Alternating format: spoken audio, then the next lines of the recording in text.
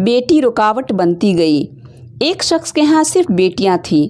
हर मर्तबा उसको उम्मीद होती कि अब तो बेटा पैदा होगा, मगर हर बार बेटी ही पैदा होती। इस तरह उसके यहाँ यके बाद दिगरे 6 बेटियाँ हो गई।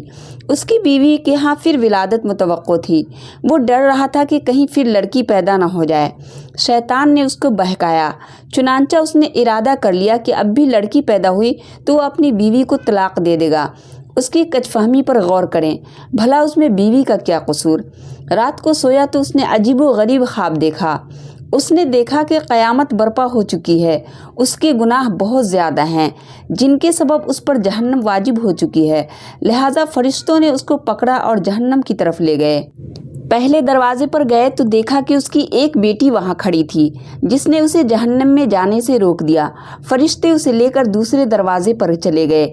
वहाँ उसकी दूसरी बेटी खड़ी थी जो उसके लिए आड़ बन गई। अब वो तीसरे दरवाजे पर उसे ले गए।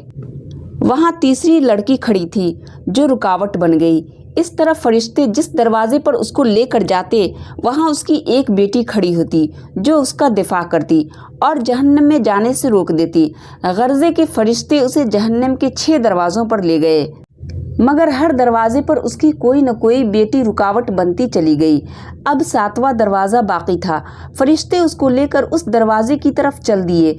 उस पर घबराहट ताड़ी हुई कि उस दरवाजे पर मेरे लिए रुकावट कौन बनेगा। उसे मालूम हो गया कि जो नीयत उसने की थी गलत थी। वो शैतान के बहकावे में आ गया था। इंतहाई परेशानी और खौफ व दहशत के आलम में उसकी आँख खुल चुकी थी और उसने अल्लाह रब्बुल इज़्ज़त के हुजूर अपने हाथों को बुलंद किया और दुआ की, अल्लाह मरज़ुक़ नस्साबिया, ऐ अल्लाह मुझे 7वीं बेटी अता फरमा। इसलिए जिन लोगों का क़ज़ा व क़दर पर ईमान है उन्हें लड़कियों की पैदाइश पर रंजीदा खातिर होने के बजाय खुश होना चाहिए। ईमान की कमज़ोरी के सबब जिन बदअक़ीदा लोगों का ये तसव्वुर बन चुका है कि लड़कियों की पैदाइश का सबब उनकी बीवियां हैं, ये सरासर गलत है।